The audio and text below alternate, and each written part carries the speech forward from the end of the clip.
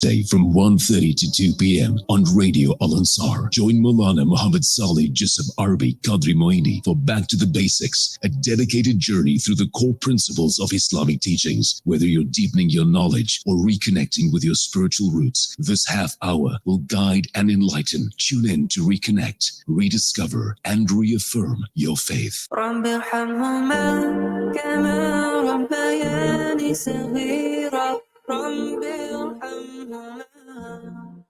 Open your eyes, my little one.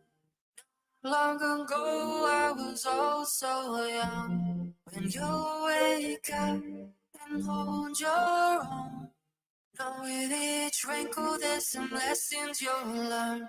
By the time you learn to love, you'll have to learn to lose. Since one day I'll be leaving you, but hold on tight. بسم الله الرحمن الرحيم الحمد لله رب العالمين وأفضل الصلاة وأتم التسليم على سيد الأولين والآخرين حبيبنا وشفيعنا وسندنا ومولانا محمد الصادق الوعد الأمين وعلى آله الطيبين الطاهرين وصحبه الهادين المهديين أجمعين. السلام عليكم ورحمة الله تعالى وبركاته. Welcome to today's edition of Back to the Basics, in the company of Maulana Muhammad Saleh Yusuf Arbi, coming to you live on Radio Al Ansar, 90.4 FM in the Durban region, 105.6 FM in the Pietermaritzburg region. A special welcome to our viewers that are watching this program live on Facebook and YouTube. We ask you to share this program to your wall and to your profile, and to share the link on WhatsApp as well.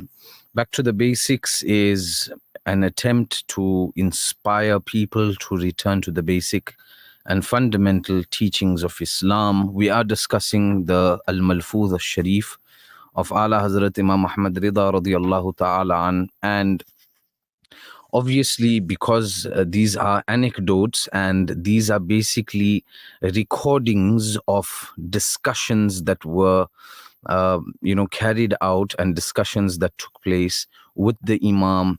So there are many aspects that are discussed without any specific sequence or theme. It's question and answer format. On any particular day, anybody would come in and they would ask various things. So one of the benefits of exploring and going through the Malfuz is that you get to learn and we get to understand a whole variety of things with no particular topic or no particular theme. So in the previous program, we discussed the fada'il and the virtues and the excellence and the superiority of Sayyiduna Abu Bakr as-Siddiq radiyallahu an. We discussed various aspects regarding his madhab and his way of life and the religion he followed prior to him embracing Islam, and then his superiority and how excellent he is, and various other narrations that we shared with you and quoted to you from the Al-Malfuz al-Sharif. And in today's edition, we are discussing and we are moving forward in reading and going through some of the questions that were posed to Imam Ahmad Rida radiyallahu an and the answers that he gave. So on page number 10, and as we are going through the Al-Malfuz, the question asked is as follows: is it sufficient to pause in ruku' and sujood for the duration of reading one tasbih, saying Subhanallah one time? Is it sufficient to pause in ruku' and sujood meaning sajda, for the duration of reading one tasbih, saying Subhanallah once? We do know the proper method is to pause in ruku' and sajda for the duration of the person being able to say Subhana Rabbiyal Azim 3 times minimum. But if a person pauses in ruku' and sujood for the duration of saying one tasbih, Subhanallah once, is this sufficient? So the answer is yes.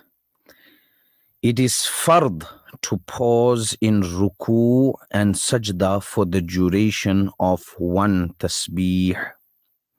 If one does not pause for this minimum duration in ruku and sajda, and even if he performs salah in this incorrect method for 60 years, Allah subhanahu wa ta'ala, in the light of Sharia, does not accept such salah, which means the method of ruku and sajda in salah, as we've learnt, is that when a person goes for ruku, he should, and now we learn that this is the preferred sunnah method, that a person goes into ruku and he remains in ruku for the duration of saying Subhana Rabbiyal Azim 3 times. When he goes into sajda, he is required, and the sunnah method is for him to remain in sajda for the minimum duration of him saying Subhana Rabbiyal A'la 3 times. But even if he goes into ruku and sajda and he pauses for the duration of one tasbih, he has fulfilled the farz of ruku and sujud. So his farz is complete, which means his salah will be valid.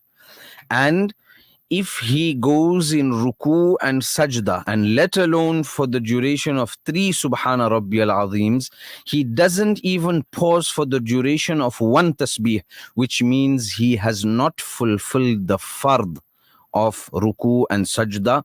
His salah is invalid. And even if he performs salah like this without pausing for the duration of one subhanallah, even if he performs salah like this for 60 years, Allah subhanahu wa ta'ala does not accept such salah. It is reported in a hadith sharif, وَلَوْ مِتَّ وَأَنْتَ تُصَلِّي هَذِهِ الصَّلَاةَ لَمْ مِتَّ عَلَى غَيْرِ فِطْرَةِ Muhammadin sallallahu alayhi wasallam. We fear that if you die in this state ignoring the laws, then you will not die on the deen of Muhammad sallallahu alayhi wasallam. The hadith is found in Sunan Nisa'i Sughra, hadith number 1310, narrated by Sayyidina Huzaifa al-Yaman radiyallahu ta'ala an. And the text of the hadith, the text of the complete hadith, is there in the footnotes. So a person who performs his salah incorrectly, and this is in keeping with the theme of the program, back to the basics. Why back to the basics? Why we are discussing something like this? Why we are discussing ruku and sujud? We are discussing a whole variety of things. We discussed Sayyidina Abu Bakr as-Siddiq radiallahu an. In the programs to come, we will be discussing the ilm ghaib of the Prophet sallallahu alaihi wasallam. A whole variety of things.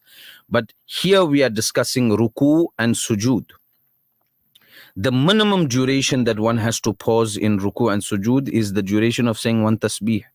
Why? It's incumbent, it's necessary, it's obligatory that a person rectifies the method in which he reads salah. Today, if you look at the Muslim community, people engage in tertiary discussions. People are engaging in tertiary issues, and they are discussing this and they are discussing that, and they're worrying about this and they're worrying about that, and they engaged in so many different things, and they are expressing their opinions on so many different matters. Pause, hold on. Is your salah in order? And sometimes a person feels that he is a namazi. He performs all his salah, he goes to the masjid. But is he reading salah in the correct method? Is he reading salah in the correct method? Is his ruku correct? Is his sujud correct? Is his qiyam correct? Is his takbir correct? The way are his postures correct? The way he stands in salah, the way he folds his hands, the way he goes down in ruku, the way he gets up from ruku, the way he goes into sujud, the way he sits in salah, the posture